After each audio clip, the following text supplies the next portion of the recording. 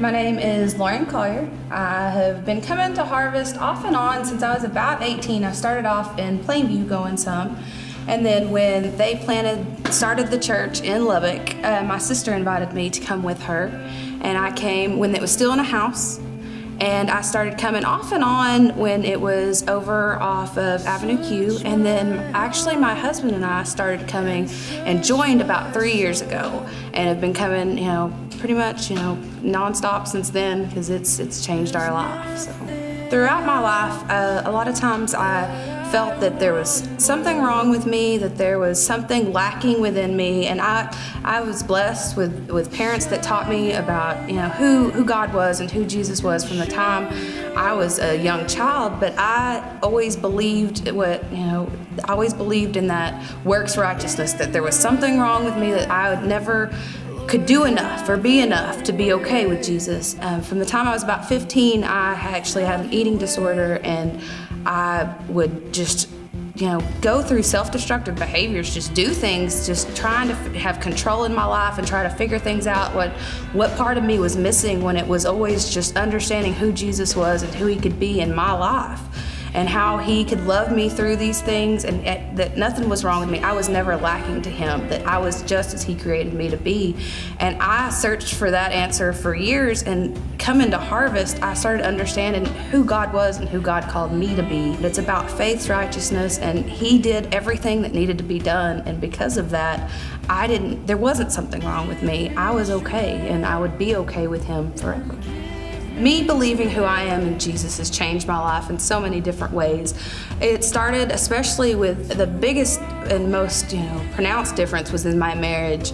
I know that when we first were married, I still was carrying so much of that baggage and so many things and all those insecurities would leak out onto my husband when he was just trying to find the way to love me the way God called him to, and I would be the stumbling block in that. And I know that through just growing, especially through life groups, talking to women whose heart was for God and for those relationships, and to grow women in this church. People in my life group and just the leaders of this church spent time just loving me through those times, giving me counsel and guiding me through that. And I've seen so much difference and change in my marriage, just the way I approach my husband and the way that he, responds back to me and just knows that he can lead us. Me as a mom, I've got a 10-year-old stepson that is just an amazing part of my life, and those things would even leak out onto him, and I hated that for him. The people, whether it's life groups or just the people, other parents in this church who have taught us through Kingdom Families and just taught us how to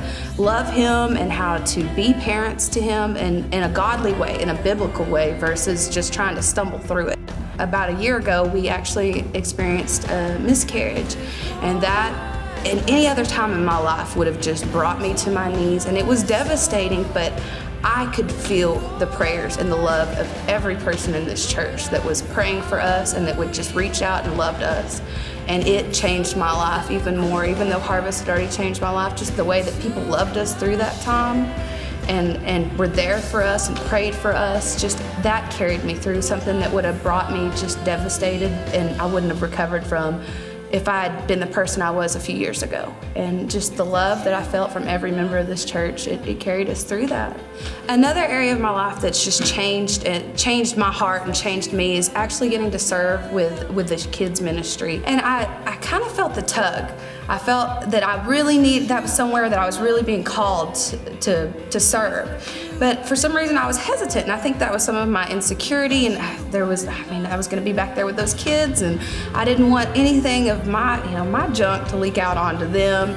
And from the first Sunday I was back there, they were just amazing. Watching these 2- and 3-year-olds that they could tell you who Jesus was. They could tell you what Jesus is doing in their life and that he loves them. And just that pure truth, as much as we spoke that to them, they spoke that to us. I stepped into the role of teaching, and that, as much as I've been blessed before working with these kids every Sunday, nothing prepared me for the blessing and the return of serving every Sunday and actually teaching these children, because they're more of a blessing to me than I could ever be to them. They have such a heart for God, and they have such a heart for people, and that's something we all need the reminder of, especially me, when we're getting caught up in life and things are happening, and then you've got these 2 and 3-year-olds that stop and tell you they love you. And watching them bow before the Lord and get down on their bellies and on their face and know that they're doing it so they can hear God. And they're 2 and 3 years old and they want to hear God, and it's just, it gets me through the week. Sometimes when I'm tired, you would think that you wouldn't want to go back there and serve, and it's what I look forward to. They know that God loves them, and that's the truth that I want every, the child that we're going to have in April, and I want Ethan, and just I want to remember every day, and they help me remember that no matter what, God loves me. Search my heart, search my soul.